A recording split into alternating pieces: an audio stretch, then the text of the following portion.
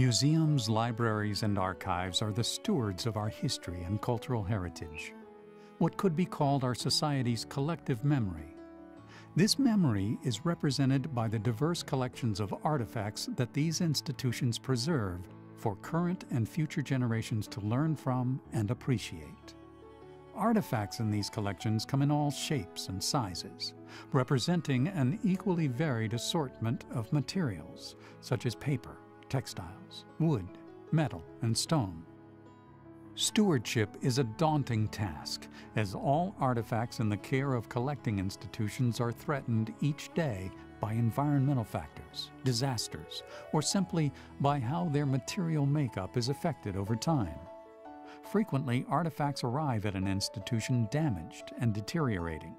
Still, other artifacts require constant daily care simply to maintain their current state. It is an endless and underreported struggle. Here at the Hermitage, our #1 curatorial goal is total conservation of our collection. Our Korean tapestry is actually a textile painting. It was made in 1730, approximately, and it was purchased by Mrs. Sloan at auction in New York. It was originally purchased for the Norfolk Museum of Arts and Sciences, which is now the Chrysler Museum, and it was displayed there. It was returned to the Hermitage upon Mrs. Sloan's death in 1953, where it has remained rolled and tied to the ceiling ever since. The nature of the material is inherently weak. It's painted on silk, and as you can imagine, silk degrades over time.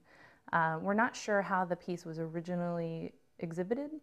It has significant losses and tears around the edges, indicating that it was either a scroll or it was affixed to a panel. So conservation of the piece would include a decision about whether it would be a scroll or a panel piece for modern display. The Virginia Association of Museums explored media attention and interest surrounding the safety and sustainability of museum, library, and archive collections, and found, unless there was a compelling reason to follow these stories, they remained untold. In 2011, VAM developed a unique competition to provide the hook for the media, thus providing a pathway from the conservation lab to the newsroom. The Virginia's Top 10 Endangered Artifacts program is part of the Virginia Collections Initiative, a statewide collaboration to ensure the ongoing safety and stewardship of collections held by museums, libraries, and archives in Virginia and Washington, D.C.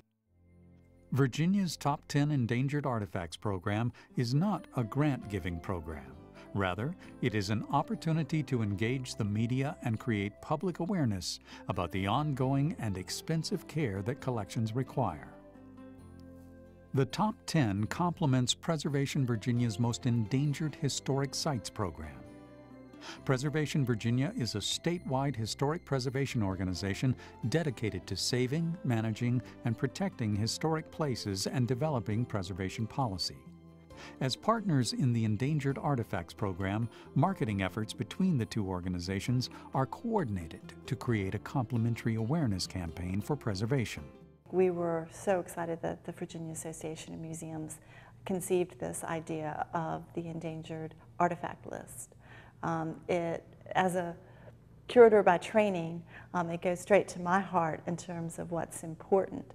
And I think oftentimes individuals that visit museums and historic house museums consider what they see on display as the only thing that's being held by those institutions, when in fact institutions today struggle to maintain the collections that they've been given in the public's trust.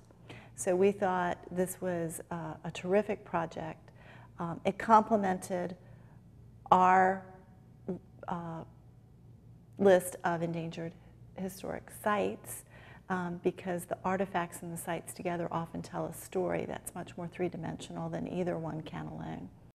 A variety of objects are nominated to the Virginia's Top 10 program that tell Virginia's fascinating story.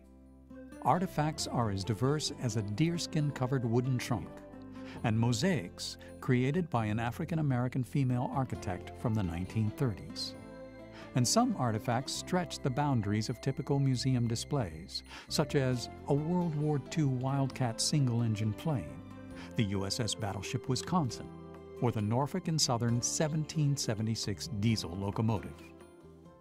This is known by so many people, and it had gotten really bad looking, and that's when we entered into the Virginia Association of Museums contest for, the most endangered piece in the Commonwealth of Virginia. And we're obviously pleased that so many people thought this needed to be restored and fixed, and here we are today looking at it. We're a museum in Roanoke in the western part of the state that a lot of people don't know about. So just by virtue of having something nominated, made some folks aware of the fact that we were there. We were later asked to come present to the Virginia Association of Museums at their annual meeting, and that's probably a result of this. But yes, I think it gives us better exposure. It helps people know that the official transportation museum of the state is not in Richmond or Norfolk. It happens to be in Roanoke, and we hope they'll come see us. Our attendance is up, and we don't know all the things we can attribute that to, but it might be this as well. Each year, collecting institutions across Virginia and D.C. have the opportunity to promote their nominated artifacts during the public online voting portion of the program. Once the public votes are tallied, an independent professional review panel selects the top 10 honorees by thoroughly weighing the threats and integrity of the artifacts.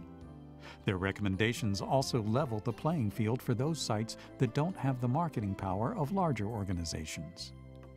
While public voting does not determine the top 10, it is taken into consideration by the panel. And the 100,000 votes cast in the first year of the program are helpful for museums to use when courting donors or applying for conservation grants. As a result of past competitions, collections care has gained increased visibility, and honored institutions have gained new volunteers, secured funding for the conservation of their nominated artifacts, and received grant awards resulting from their designation. Survey results show that priority for collections care has taken a more prominent role at the participating institutions. The Virginia Association of Museums has been instrumental in raising awareness of the number and type of artifacts in need of assistance in Virginia. Without that notification and validation that comes from this kind of effort, we will have a much harder time convincing potential donors and supporters of the significance of what we have. We nominated the stair railing. It's a wrought iron railing facing the river on the front end of the house that was installed in the 1840s by the second owner of the house named Joseph Ficklin. The railing is of wrought iron, also some soft cast iron and brass, and over the years its situation has deteriorated because it's exposed to the weather. We have had a number of both potential conservators as well as metalsmiths and professionals in the field contact us as a result of this publicity, offering their services to help analyze and repair and conserve these materials in this particular staircase. We've also had more interest from some of our current supporters who were unaware of the significance of this architectural element. They knew the value of the house and the site, but not of these particular details.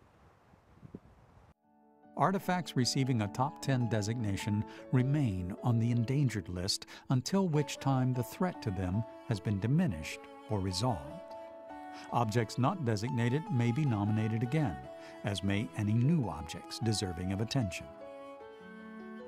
Virginia's Top 10 Endangered Artifacts is an inspired concept for promoting collections care and has received recognition across the Commonwealth and beyond.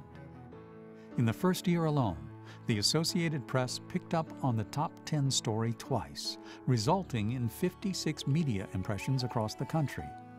The Virginia Public Relations Awards honored VAM with a 2012 Commonwealth Award of Merit for the program's notable impact on community relations. Our community histories are critical to our future, so that's why it's important for this effort to preserve these artifacts. Without them, the artifacts will go away. They will dissolve, literally. Time will dissolve them.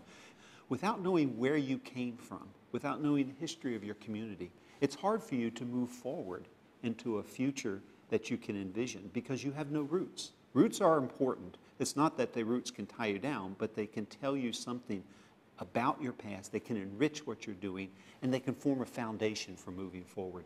Artifacts are essential to that. Artifacts are only useful if they tell a story to the public. They need to always be available and accessible to everybody. It's no good to keep something in the back room if it's not going to tell you the story about your history. So you don't want to, sequester these things or put them in back rooms. You want to celebrate them, put them out there, preserve them, make sure everybody knows about them. There's an emotional connection that just reading words doesn't convey.